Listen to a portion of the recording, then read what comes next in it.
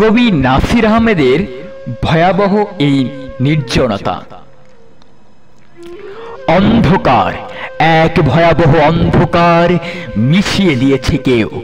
দিন ও রাত্রির সব আলোর ভিতরে অন্ধকারে দুর্ঘটনাগুলি ঘটে যাচ্ছে নিয়ন্ত্রণহীন। এত বড় উৎসব প্রাঙ্গণ, অথচ কি ভয়াবহ নির্জনতা লেপ্টে আছে এর সারা গায়ে। নির্জনতা গেলে খাচ্ছে হাট বাজার জনপদ সমস্ত কল্লোল।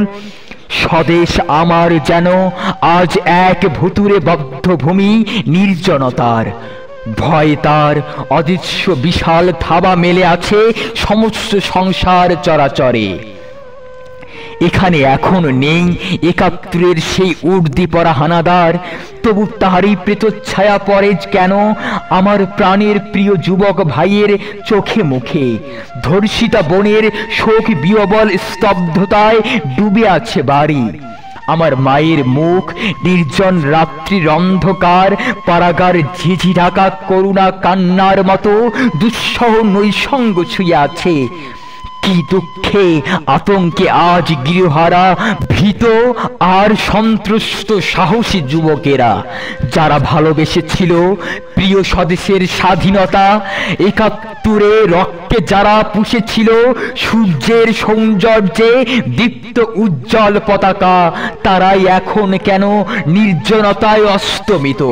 বলো গণতন্ত্র, তুমি এ কোন নির্জন বদ্ধভূমিতে পাঠিয়ে দিলে স্বদেশ আমার, যেখানে সম্পূর্ণ বিপরীত অবস্থানে আজ একাত্তরের বীর গেরিলা এবং রাজাকার। আমি তো চাইনি সেই সর্বনাশা অধিকার যা আমাকে ছিঁড়ে খুঁড়ে তুলে নেবে আমার আপন অস্তিত্বের উদার মৃত্তিকা থেকে, যা আমার স্বদেশের চৈতন্যকে এমন ভয়াল নির্জনতায় ঢেকে দেবে, লজ্জায় করবে গ্রাস, বীরকে লাঞ্ছিত আর অপমানে এমন দুঃসহ জর্জরিত। এমন স্বদেশ আমি চাইনি কখনো। আমার স্বদেশ নেই, আমি বাস্তবিকতাহীন আপন মাটিতে পরবাসী। আমার স্নেহের কোটি কোটি সন্তান এখন ফিলিস্তিনি।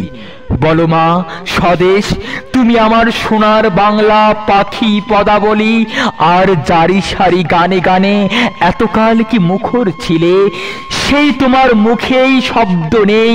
ভয়াবহ এই নির্জনতা থেকে জেগে ওঠো তুমি। আমার স্বদেশ চাই, একাত্তর চাই, নির্জনতা নয়।